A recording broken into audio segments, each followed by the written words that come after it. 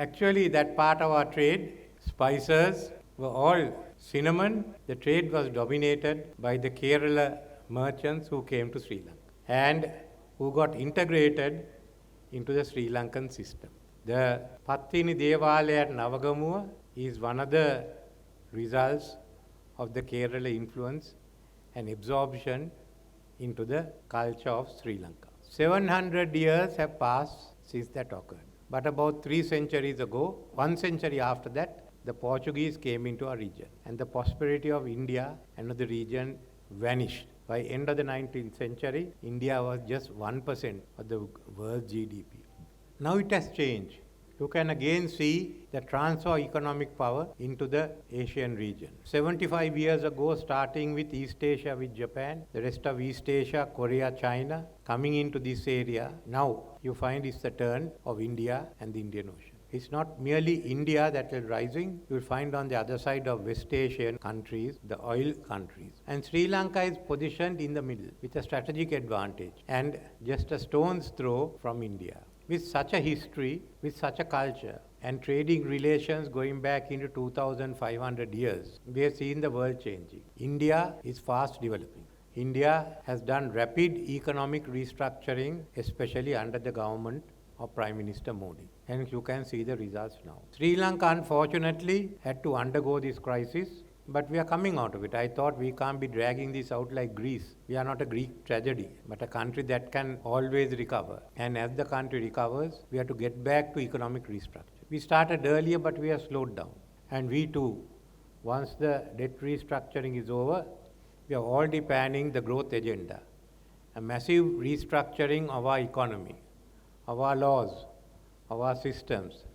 So we would find that India and Sri Lanka be having the same system. But we want to build up a highly competitive economy which can compete with the world, a green economy and a digital economy. So this is what we are working at. So in this journey, we should go together.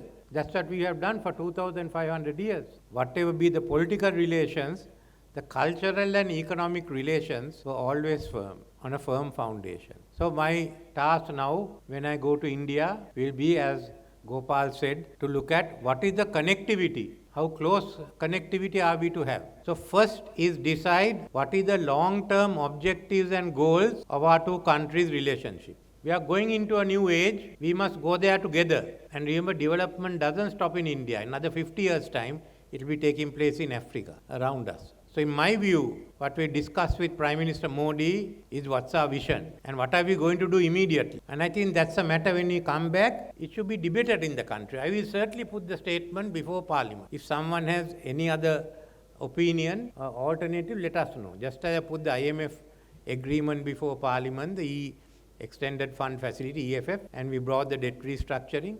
This is important. We have to decide within the next 2 decades what is our relationship going to be with India and what's the connectivity. We can't be suspicious of each other. We have to work together. And remember, the relationship at the end is not driven by governments. It's driven by the people of both countries, and they are moving fast. So we have to keep up with it. The world is changing, and we've learned what happens when governments don't change. So now our task is to go ahead. But then the idea is that we go there and we establish a long-term relation. It's not between two individuals. It's not between a BJP government and this government. It's a relationship between the two countries. And there's a lot we can do together. And that's the journey that we should go. Prakash told us he'd like to see the Indian rupee in circulation. We are starting that. Like you, I'd like the Indian rupee to be used as much as the dollar. India to be a common currency. It doesn't matter to us. We'll have to work out how we do it. So this is what we have to do. We have to open out to the world. For Sri Lanka, not only India, the whole of Southeast Asia, East Asia, the whole of RCEP, Australia, we have to be competitive. We have to negotiate a deeper trade agreement with the EU. The world is ours to conquer if you want to do it. If you don't want to do it, you are going to fail. So with this, I must thank the Indian CEOs who have been with us through thick and thin, especially the support you gave last year and occasionally for the fuel that LIOC also gave us.